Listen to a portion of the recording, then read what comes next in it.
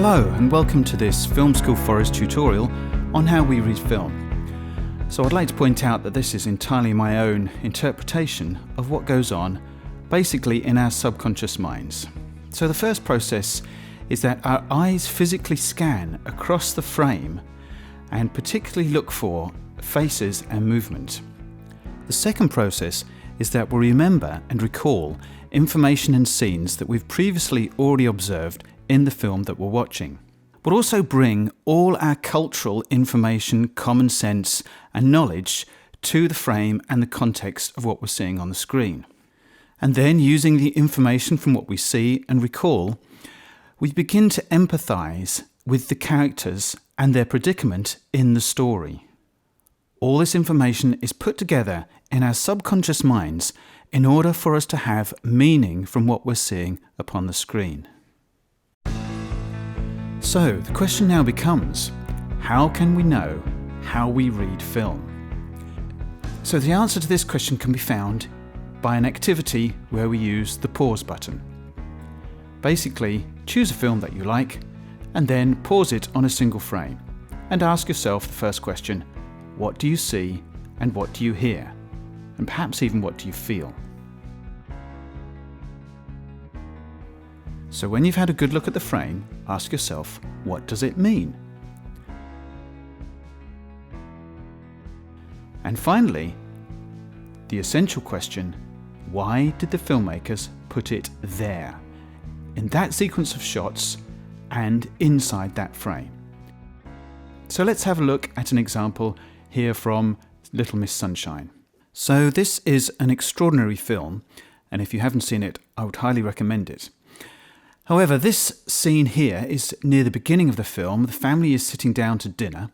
The third character on the left has just arrived to live with his family, and it seems like, at first glance, a very ordinary family scene. But let's deconstruct some of the aspects of this frame. Remember that everything you see here has been physically put there, has been created, has been planned, and has meaning. So first of all, let's concentrate on the characters and where they're sitting. You will notice that even though two characters have their backs to us, they are positioned such that they do not block the other characters who we can see facing towards us. Another important aspect of the seating arrangement is that the mother and the father, seated at opposite ends of the table, are in opposition.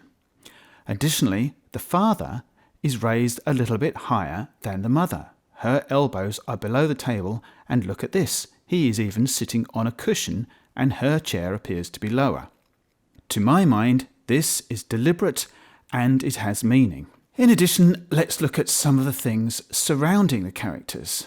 At the back here we have this horrible, spindly, scrawny plant, very typical of 70s decor. Upon the table we've got a bucket of fried chicken. We know it's fried because the only clear word there is fried.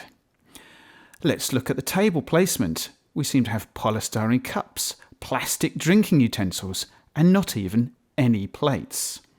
At the back of the mother's chair is what appears to be a towel just sort of draped over a chair.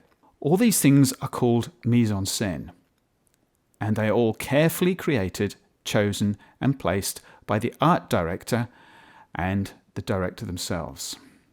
Now, as the audience, we may not be noticing directly or consciously any of these elements when we see this scene in the film.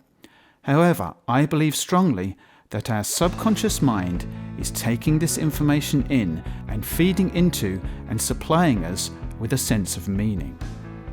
This meaning makes us feel like it's real. This meaning makes us empathise and be interested in these characters. It also enables us to raise questions about the motivation and behaviour of these characters and what they might do to overcome some of the obstacles that have already been presented to us.